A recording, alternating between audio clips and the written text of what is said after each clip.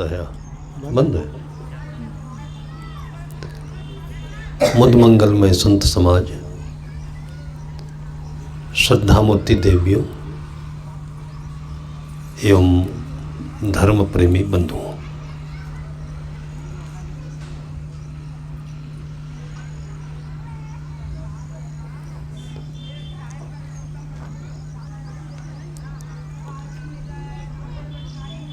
सद्गुरु करुणा भरे स्वरों में बोलते हैं,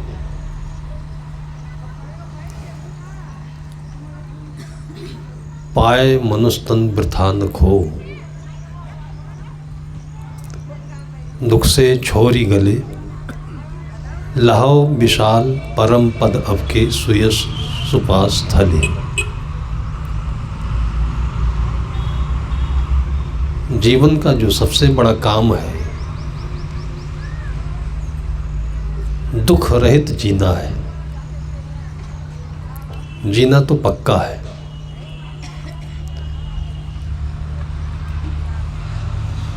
जन्म को हम छोड़ नहीं सकते हैं, लेकिन मृत्यु को छोड़ सकते हैं। मृत्यु को छोड़ने का तरीका है आज ही अपने मन से सब कुछ छोड़ देना, जिसको वैराग्य कहते हैं। दुनिया तो नहीं छोड़ सकते, दुनिया को छोड़ने का तात्पर्य मृत्यु है, ये हमारे बस में नहीं है। इस लोक को, धरती को छोड़कर कहाँ भी चले जाएंगे तो वहाँ भी यही लोग मिलेंगे, इसलिए जहाँ भी लोग मिलेंगे वहाँ पर दुनिया होगी। कोई कोई चीज़, अमुक अमुक चीज़ छोड़ सकते हैं, जिसको त्याग कहते हैं। आप बीड़ी छोड़ सकते हैं, मदिरा छोड़ सकते हैं, जिसके बिना जीवन चलता है वो सब छोड़ सकते हैं, वो त्याग है। लेकिन जिन चीज़ों को छोड़ा नहीं जा सकता है, अन्न नहीं छोड़ सकते हैं, जल नहीं छोड़ सकते हैं, और इसी प्रकार से कुछ प्राणी पदार्थ हैं जिनको छोड़कर अलग नहीं रह सकते। जो रहने के लिए हमारे जीवन में सहयोगी हैं, उनके साथ विवेक पूर्वक जीने को वैराग्य कहते हैं। भूख के लिए भोजन करना वैराग्य है, लालच के लिए भोजन करना राग है, और वही भोग बनता है, वही रोग बनता है। बहुत सरल फार्मूला है समझने के लिए कि हमारे दुखों का कारण हमारे विषयों की आसक्ति है। विषय सुख दुख देता है, दुख दाता नहीं कोई। विषय जीत संसार में, नहीं दुख सपने होए।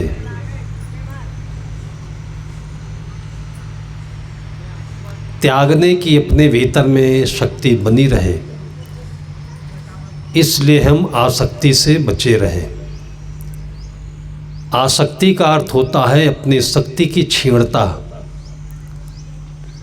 जिन जिन चीज़ों को हम अच्छा मानने लगते हैं, तो अच्छा मानने का मतलब ये है कि हम 1% उसमें डाउन हो गए, हमारी शक्ति कम पड़ गई। आप अपनी आवश्यकता के अनुसार चावल लीजिए, दाल लीजिए, मिठाई लीजिए, फल लीजिए, ड्राई फ्रूट लीजिए, पानी पीजिए, लेकिन ये सब केवल महंगे हैं इसलिए मत लीजिए, स्वादिष्ट है इसलिए मत लीजिए, केवल भूख भर लीजिए। क्योंकि आपकी जो भूख है ये भी एक बहुत बड़ी संपदा है। भूख बचाने के लिए भोजन किया जाता है, भूख मिटाने के लिए नहीं किया जाता है। भूख मिटाना सत्य को मिटाना है। जो सत्य है उसको मिटाएंगे तो हमारा मन मिट जाएगा, हमारी दशा खराब हो जाएगी।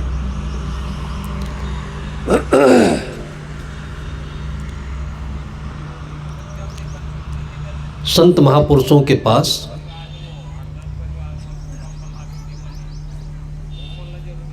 एक सुंदर खिला हुआ जीवन जीने का प्रशिक्षण मिलता है। ऐसे ऐसे टॉनिक मिलते हैं, एंटीबायोटिक मिलते हैं, सिरप मिलता है, ऊर्जा मिलती है, पौष्टिक भोजन मिलता है, और जो तन्मय होकर श्रद्धा के साथ संत गुरुजनों को अपना आराध्य मानकर अपने मन में हृदय में बसाकर जी रहा है, वो भरपूर आह्लादित जीवन जी करके और अपना सुख दुनिया को, संसार को बांट रहा है। उनकी वाणी को पढ़ करके दिल गदगद होता है। सद्गुरु विशाल देव जो वैराग्य पूर्वक जीवन जिए, इस धरती पर रहे, भोजन लिया, वस्त्र लिया, आवास लिया, लेकिन किसी से कुछ लिया नहीं, लोगों ने दिया। कुछ भी लोगों से उन्होंने चाहा नहीं, और लोग ऐसे थे कि उनको सब कुछ देना चाहते थे। ये चमत्कार आपको भी मिल सकता है। आप बच्चों से, बहुओं से कोई कामना, कोई अपेक्षा नहीं रखेंगे तो सब कुछ आपके चरणों में निछावर करेंगे वो। तो ये उपदेश केवल साधुओं के लिए नहीं है कि केवल साधु का जो चेला है वो गुरु को निछावर हो। वो बेटे के लिए भी पिता का साथ, बहू के लिए माँ सासू का साथ, ये सूत्र लेकर के चले, और माता पिता अपने बच्चों से ये वैराग्य रखें, तो वैराग्य से प्रेम निखरता है और बढ़ता है। संयम से शक्ति बढ़ती है, भोगों से शक्ति घटती है। हम भौतिक युग में जी रहे हैं और घर में गाड़ी है तो बहुत सीना तानते हैं। गाड़ी का होना बहादुरी नहीं है, बड़प्पन नहीं है। जो 10-20 कोस पैदल चल सकता हो वो बहादुरी है, वो बड़प्पन है। लेकिन समझ में फर्क है कि आम समाज में गाड़ी वालों को चमत्कार, नमस्कार सब होता रहता है। नेताओं के माले गले से उतरते नहीं, भरे रहते हैं। तो लोग सोचते हैं कि जैसे भी हो छल छद्म करके नेता बन जाओ, माला मिलेगा, पहनने को मिलेगा। और ऐसे ही नकल करके कोई साधु भी हुआ कि साधु के पास इतना माला आता है, पैसा आता है, पूजा आता है, खाने पीने की चीज़ आती है, मठ महंत है। जिन लोगों ने ये सोचकर साधु जीवन धारण किया है, पक्का है नरक है और उनके जीवन में दुर्गति है। और वही लोग उदाहरण में आते हैं कि मठ मकान, झगड़ा, झंझट, साधु, दुर्दशा, ये उसी उदाहरण में आते हैं। सद्गुरु कहते हैं कि वैराग्यवान के संग बिन होए नहीं वैराग्य, संगत हूँ का फल ना मिले बिन साँचे मन लाग। सद्गुरु प्रेम साहब 11 वर्ष की उम्र अवस्था में सद्गुरु विशाल देव के पास आए। 11 वर्ष की उम्र में ये दृष्टिकोण मिलना, जब घर छोड़ करके निकले तो अयोध्या नगरी मिली। पहले अयोध्या के अच्छे अच्छे महंत चाहते थे कि नया लड़का है, और जो अच्छे संत हैं, महंत हैं, प्रॉपर्टी हो, चाहते हैं कि कोई अच्छा उत्तराधिकारी मिले। जैसे माता पिता चाहते हैं कि कोई अच्छा पुत्र हो, बेटी हो, उसकी सल्तनत बढ़िया सुंदर चमकती रहे। लेकिन वो 11 वर्ष का बालक तो केवल और केवल भगवान की खोज में निकला था, सबको छोड़ दिया। फिर गर्मी के दिन में जामुन खाते, आम खाते, बगीचे में टहलते घूमते, फिर कितने झमेले झेलते हुए, फिर जब बंधिया बाग में जहाँ कुछ भी नहीं था, मठ मकान कुछ नहीं, पेड़ के नीचे सद्गुरु विशाल देव बैठे थे, जब उनको देखे तब लगा कि हमारा यहाँ कल्याण होगा। ये दृष्टिकोण था उनका। और जब इसी के माध्यम से उन्होंने अपना निवेदन अर्पित किया। तो साहब बोले कि मैं अपने ही खाने पीने का कोई व्यवस्था नहीं रखता हूँ, तुम बच्चे हो, तुमको रोज़ दूध भात कौन खिलाएगा, तुम कहीं और जाकर रहो। ये उत्तर पा करके फिर एक दूसरे कोने में जाकर रोने लगे। तो गुरुदेव जी को दया आई, उठते टहलते हुए उनके पास पहुँचे। क्यों रोते हो? बोले मैं रहना चाहता हूँ। कहा अच्छा मैं देख लेता हूँ, तुम रहो थोड़े दिन। इतना आदेश पाते ही ऐसा लगा कि उनको सूखते हुए पौधे में किसी ने जल डाल दिया हो, खिल गए। और फिर उनका जीवन, उनकी दिनचर्या देख करके थोड़े ही दिनों में इतने पारंगत हो गए, भोजन बनाना, कपड़े धोना। और 15 साल की उम्र में उन्होंने कविताएं, चौपाइयाँ लिखनी शुरू कर दी, जो स्कूल में कभी मुंह नहीं देखे। फिर सत्य ज्ञान प्रकाश 18-20 साल की उम्र में रचना कर दी। कितने सुंदर ललित भजन हैं। फिर जो सद्गुरु विशाल देव उपदेश करते थे उसको नोट करते थे वो, उनके 60 हैंड टाइपराइटर बन गए। पूरा जीवन छाया की तरह से ये दोनों विरक्त महात्मा सूरज और चांद की तरह से इस ब्रह्मांड में जिए हैं। न मठ, न मकान, न एक दूसरे की कोई पटैती, न इसका कोई झगड़ा नहीं, कोई तनाव नहीं, कुछ नहीं। ये गुरु शिष्य का दो योग है। वो कहते हैं कि वैराग्यवान के संग बिन होए नहीं वैराग्य। हम लोग भी अपने को परम सौभाग्यशाली मानते हैं कि घर छोड़ते ही ऐसे महान पुरुष मिल गए, जी भर जी लिया इनके साथ रह करके। और जीवन जीने के लिए जो चाहिए वो प्रकृति ने दिया है। सुंदर हवा मिलती है, पेड़ की छांव में रहते हैं और लोग भोजन दे देते हैं। बाकी जो चीज़ है वो तो यही लौटाने की चीज़ है। उसी के घेरे में रह लेते हैं, इसलिए लगता है कि ये साधु आश्रम है, ये है, वो है।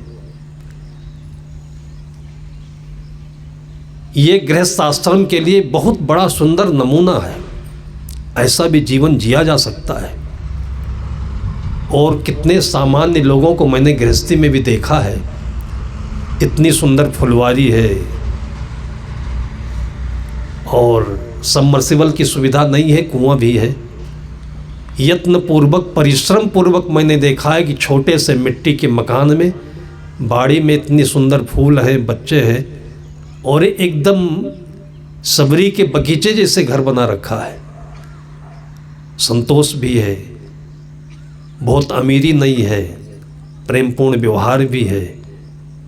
तो ऐसे जो उदाहरण है, ये अपने आँखों में जो बसा ले, उसको ज़िंदगी में कोई दुख नहीं है। उसको ज़िंदगी में बहुत कुछ है, सब कुछ है ही है। हम लोगों के पास ना सोने चांदी के सिंहासन है, लेकिन है भी तो करे क्या। किसी ने, एक बार नेपाल से हम लौटे थे, तो उसके घर में हम लोगों का आसन लगा हुआ था, खड़ाऊं गायब हो गई। चलते समय खड़ाऊं दिखी नहीं। घर के अंदर बाथरूम में चप्पल से काम चला। चलते समय जब बड़ी खोज हुई तो बाद में पता चला कि जो घर का मालिक है इसने चुरा ली। तो मैंने कहा भाई खड़ाऊं क्यों चुरा लिए, तुम गृहस्थ आदमी। तो उस समय तो हंस दिया, टाल दिया, बताया नहीं। तो मैं सोचा प्रसाद में रख लिया होगा, पूजा करेगा। फिर 2 साल के बाद में उस खड़ाऊं के ऊपर चांदी की परत चढ़ा करके तब वापस की उसने। तो मैंने कहा कि ये जो पैर है हमारे, ये काट लो, खड़ाऊं हमको पहना दो।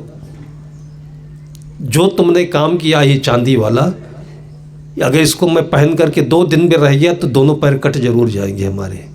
जिसको चांदी अच्छा लगेगा वो पाँव काट के ले जाएगा। चांदी के खड़ाऊं पहन लेने से पैर में कुछ और हो जाएगा क्या? सोना, चांदी, पन्ना, पोखराज एक धरोहर है कि किसी इमरजेंसी में कभी किसी को कोई काम में आ सकता है, वो भी बेचने पर। नहीं तो विवेक पूर्वक देखिए तो गेहूं, चावल, दाल, सब्जी, फल, मेवे, मिष्ठान, इसके अलावा जितनी भी मानी हुई चीज़ें हैं ये धोखा है, बहुत बड़ा धोखा है ये। लेकिन मन है कि आज इसको मान लिया तो कल इसी में सिर को पटकना है और ज़िंदगी की फजीहत कराना है। होना तो कुछ है नहीं। तो ये केवल आज हमारा दृष्टिकोण नहीं है, ये दृष्टिकोण तो संत महापुरुषों का हजारों वर्षों से रहा है।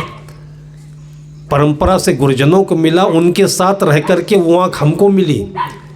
इसलिए हम भाग्यशाली समझते हैं कि हमारी आँखों में इन सब चीज़ों का कोई मूल्य नहीं लगता है।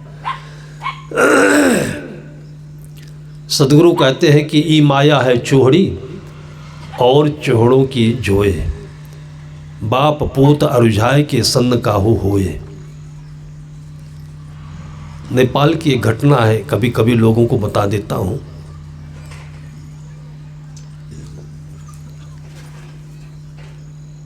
राज परिवार का उन्मूलन हुआ। नेपाल में 2 सरकारें चलती थी, जैसे यहाँ राष्ट्रपति होता है, प्रधानमंत्री होता है। तो राष्ट्रपति की जगह पर राजा होते थे और प्रधानमंत्री की जगह पर 3 सरकार उसको कहते थे, वो हुआ करते थे। फिर धीरे धीरे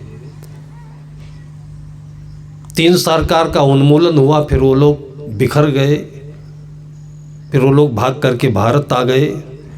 उनके घर पर सरकार का छापा पड़ा। जैसे आपके यहाँ कुड़क होता है, किसी घर की कुड़की होती है तो तहसीलदार जाता है, कलेक्टर जाता है, घर के सामान को सब कुर्क करके सरकार खजाने में जमा करता है। तो तहसीलदार गया, तहसीलदार के साथ चपरासी लोग भी गए, सब सामान इकट्ठा कर रहे थे। तो चपरासी को उन्हीं सामानों में से एक हीरा मिल गया। वो मीडियम साइज का हीरा था, चमकदार था, इसलिए समझ गया कि ये कीमती पत्थर है। लालच लग गया। क्यों लगा, आगे पीछे सोचा नहीं कि जिस हीरे को छोड़ करके राजा को भागना पड़ा तो हमारे किस काम आएगा ये। लेकिन अब मन का ये वहम है, भ्रम है, उसको चुरा कर सदरी में रख लिया। जमा करना चाहिए था खजाने में, चुरा कर सदरी में रख लिया और घर लाने में सफल हो गया।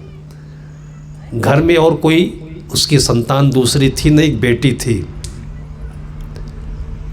बेटी को पता चला, बेटी भी खुश हो गई। बेटी खुश क्यों हुई कि उसका कोई भाई नहीं था। भाई होते तो बेटी को मतलब हमें मिलना नहीं तो हमसे क्या मतलब, बल्कि मिलना भी है। आजकल जैसे छत्तीसगढ़ में बांटा लग जाता है तो भाई बहन का प्रेम घाटे में चला गया। मिले ना मिले, लेकिन दिन भर जिंदगी भर तलवार लटकती रहती है कि बहनी ले जाएगी कि नहीं, दीदी आएगी कि नहीं, हिस्सा बांटा लेगी कि नहीं लेगी। उसको भी 2 ही रोटी खाना है, इसको भी 2 रोटी खाना है। लेकिन सरकार ने कानून बना करके दोनों की ज़िंदगी में तलवार लटका दी। ले कुछ नहीं जाना किसी को। और न्याय की बात यह है कि माता पिता को जो देना हो एक बार दे दे, ज़मीन ही देना हो तो दे दे। लेकिन ये जो लटका दिया बीच में तलवार, मुझे नहीं लगता है कि बहुत कोई अच्छा न्याय है ये। पिता को अधिकार हो सकता था कि हाँ, अपने बेटी किसी गरीब घर में जा रही है तो 1 एकड़ 2 एकड़ 4 एकड़ जितनी उसकी संपत्ति है वो अपनी बेटी को दे, क्योंकि बेटी बेटे में कोई अंतर नहीं होता है। लेकिन जब बेटी एक दूसरा घर ऑलरेडी पा रही है तो वहाँ की ज़मीन मिलेगी, वहाँ का हिस्सा मिलेगा। दूसरे घर की बेटी इस घर में आएगी, उसको यहाँ मिलेगा, तो बराबर हो गया। लेकिन उसी लकड़ी को, उसी चीज़ को तोड़ तोड़ कर कब तक बांटते रहोगे, कब तक गर्दना कटाते रहोगे। पता नहीं किस उद्देश्य से सरकार ने कानून बनाया। अब बेटी अकेली थी, इसलिए उसको हीरे का ध्यान मन में बस गया। 2 साल बीते, 3 साल बीते, खुशी यही थी कि जब मैं ससुराल जाऊंगी तो मैं ये हीरे लेकर जाऊंगी। लेकिन जब हीरा आंखों में गड़ गया उस चपरासी के बाप के, तो जब तक जिंदा है तब तक कैसे दे सकता है। इसलिए माँ बाप को गृहस्थी आंखों में घुस जाती है तो माँ बाप भी अपने बच्चों को जल्दी सल्तनत देते नहीं हैं। नहीं तो 50 की उम्र के बाद में थोड़ा थोड़ा धीरे धीरे सही अपने बेटे बहुओं को पारंगत कर देना चाहिए कि हम मरे इससे पहले ये त्याग दें और मुक्त होकर के और हंसी खुशी से ज़िंदगी छोड़ कर जाएं। यही करने के लिए, यही पाने के लिए इस ज़िंदगी को पाया गया है जिसको मुक्ति कहते हैं। नहीं मन मानता है, पता नहीं क्या चीज़ मिलता है इसमें। बेटी की शादी हो गई, 3 साल आते जाते हो गए, 5 साल हो गए, तो बेटी ने कहा कि ये पापा अपराधी है कि बाप है कि अभी तक इसने कुछ चोमू किया नहीं, लगता है कुछ नियत में खोट है। तो अपने पति से उसने बता दिया कितनी कीमती हीरा। उसको लगा हो सकता है कि मेरे पति को चुपके से दिया हो। पति को बताई, तब एकदम से पति आग बबूला हो गया कि बुढ़ा छठिया गया है, हीरा को अभी भी कमर में दबा के रखा हुआ है, किसको देगा ये। जब उसको लगा कि ये कहने सुनने से मानेगा नहीं, तो एक रात में उसने 2-4 बदमाशों को लेकर के घर पर डकैती कर दी। बुढ़िया अंदर लेटी थी, बुढ़ा बाहर लेटा था, और बुढ़े को चारपाई पर पकड़ करके और पिटाई शुरू किया। तो बुढ़ा हाथ जोड़कर बोलने लगा कि भाई आप लोग क्यों आए हो? अगर कुछ लेने आए हो तो उसको बताओ, हम दे देते हैं, तो हमको क्यों मारते हो? तब उसने कहा कि साले बता ये हीरा कहाँ रखा है। तब उसको समझ में आ गया कि कोई न कोई हमारा दामाद ही है ये, नहीं तो हीरे की बात तो कोई जानता नहीं है। उसने कहा हीरा तो रखा है, ले जाओ आप। हीरा तो दे दिया, पा गया, वो भी खुश हुआ, लेकर चला गया। और सुबह पुलिस आ गई, बताओ कौन डकैत आया था? उसने बताया कि डकैत नहीं था, मेरा दामाद था वो। तुरंत वायरलेस पहुंचा और दामाद अपने घर में हीरे के साथ पकड़ा गया। जो पिटाई पड़ी उसकी, डकैती करने की अलग पिटाई, हीरा पाने की अलग पिटाई, और पिटाई खाते खाते पूरा पेट मन भर गया उसका, और ले जा कर के उसको हवालात में बंद किया। हीरा को सरकारी खजाने में डाला, और हवालात में सोच रहा था कि ये ससुर जो हीरा है, ये राजा को भी पिटवाया, मेरे ससुर चपरासी को भी पिटवाया, मुझे भी पिटवाया, आखिर में खजाना चला गया। ये पता नहीं सतगुरु कबीर साहब किसी का देखे होंगे कि बाप पूत अरुझाई के संग न काहू होए। ये इतना खूबसूरत दृष्टांत है। किसी 2 लोगों के बीच में त्याग होगा तो जो राम को सुख मिला और राम के आदर्श के कारण से अयोध्या वासियों को सुख मिला, क्यों मिला? वो त्याग था, सत्ता का त्याग था। ये उदाहरण इसलिए दिया जाता है कि हीरा एक सत्ता का छोटा सा टुकड़ा है। पूरे राज्य को जो छोड़ सकता हो वो वैराग्य है, और इसीलिए भारतवर्ष में उसको एक आदर्श के रूप में रखा गया। आज पूरे भारत में राम के नाम से जितनी जगह ज़मीन है उस पर झगड़ा नहीं है। झगड़ा था तो मिल गया वापस। साधु के नाम से, महंत के नाम से कितने ज़मीन है, कितने साधु महंत काटे जाते हैं, मारे जाते हैं, और ज़बरदस्ती महंती पद से हटाए जाते हैं। इसलिए भारतीय मनीषियों ने कभी कोई समय में कहा कि सबय भूमि गोपाल की, जो मन निर्मल होए। ये ज़मीन महंत की नहीं है, ये ज़मीन जमींदार की नहीं है, ये ज़मीन तो भगवान की है। इसलिए अच्छा साधु जो होता है वो किसी को उत्तराधिकारी नहीं बनाता है, वो ट्रस्ट कर देगा, भगवान का नाम रख देगा, राम जानकी लिख देगा, कबीर साहिब लिख देगा। इसके केवल हम सरबराकार हैं, इसके केवल हम सेवक हैं कि यहाँ जब तक रहेंगे इससे हम देश की, समाज की, गरीबों की, उपयुक्त लोगों की सेवा करते रहेंगे, और उसी का नाम सेवक होता है। वही आगे चल कर के गुरु बनता है, साधु बनता है, स्वामी बनता है।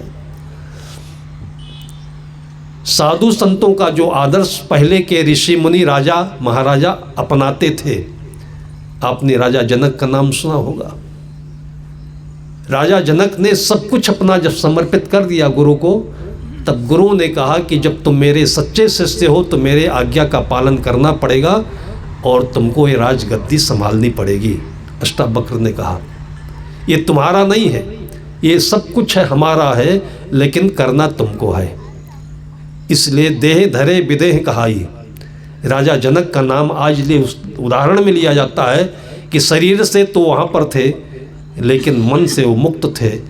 और एक उदाहरण है ये कि हर गृहस्थ व्यक्ति को, माता पिता को अपने बच्चों के साथ यही त्याग लेकर के जिसको मन में रखे तो वैराग्य कहते हैं, और जीवन जी करके धीरे से मुक्त हो जाना चाहिए। ये सबसे बड़ी अपनी बुद्धिमानी है, सबसे बड़ी होशियारी है। और जो अपनी बुद्धिमानी हम मानते हैं खजानों में, तिजोरी में, यवड़ी में चुरा चुरा के रखते हैं। कितने साधुओं का पैसा ये सहारा कंपनी में, विश्वास कंपनी में और कितने ऐसे ट्रेडिंग कंपनियों में डूब गया, और न वो राम का रहा और न रहीम का रहा। लालच है। टीप टाप रस आन माखी मधुलैया, सबल ले गया निकार एक पछतैया। पलटू साहब जी कहते हैं, उन्होंने कभी देखा होगा कि जैसे एक एक बूंद रस ला करके जो मधुमक्खी है कितना बड़ा छत्ता बना देती है। मधुमक्खी के छत्ते में कम से कम 5 किलो से लेकर के 15-15 किलो तक शहद रहता है। ये प्रकृति का कितना बड़ा चमत्कार है और उस वरदान भी है। आज तक पूरे दुनिया में कोई भी केमिस्ट, कोई भी वैज्ञानिक शहद जैसा दूसरा केमिकल रस नहीं बना पाया है। जो गुण, जो फायदा उस शहद में होता है वो आज तक कोई भी लेबोरेटरी नहीं बना पाई है। लेकिन उसके पीछे में जो एक भावना है वो सुंदर होते हुए भी वासना गलत है। वो मनुष्यों की गलत है, शहद के मधुमक्खियों की गलत नहीं है। वो तो बेचारी अपने पेट पालन के लिए, बच्चों के लिए लाते हैं। लेकिन उसी तरीके से लोगों को, संसारियों को एक एक तिनका बटोर करके, और बटोर करके ही नहीं, गर्दना दबा करके भी, मार करके भी, लूट करके भी, और ला करके रखा। कहीं 300 करोड़ पकड़ा जा रहा है, कहीं 400 करोड़ पकड़ा जा रहा है, और वो जेल जा रहे हैं। नहीं जेल जा रहे हैं तो उनको नींद नहीं आ रही है। तो कहते हैं पलटू साहब कि टीप टाप रस आन माखी मधुलैया, एक ले गया निकार सबे पछतैया।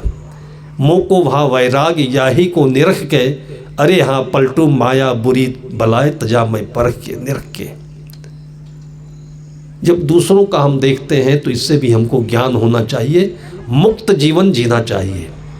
जो जहाँ पर जैसा है वहाँ पर अपने हाथों से अपने स्वस्थ जीवन के लिए कर ले, अच्छा घर बना ले, जगह जमीन, बच्चों की पढ़ाई लिखाई आस पास, और इतना कर लेने के बाद में भी अपने को नहीं समझना चाहिए कि हमने बहुत कुछ किया है। हमने कुछ भी नहीं किया। हमारे लिए औरों ने कितना किया। हमारे लिए सूरज दहक रहा है, हमारे लिए हवाएं चल रही हैं, हमारे लिए नदियां बह रही हैं, हमारे लिए धरती रात दिन अंगड़ाई कर रही है और बीज को 100 गुना उगल रही है। हमारे लिए पेड़ पौधे फल रहे हैं, हमारे लिए फूलें खुशबू दे रही हैं, हमारे लिए संत लोग उपदेश दे रहे हैं, हमारे लिए गाँव के कितने वरिष्ठ बुजुर्ग माताएं, बहनें और पिता हमारी उंगली पकड़ करके हमको खिला रहे हैं। इनको कभी देखा हमने? हमारे लिए कितने पशु पक्षी हैं, देखिए हमको आनंद दे रहे हैं, दूध दे रहे हैं, हमारी जीविका दे रहे हैं। इनके लिए हमने क्या किया?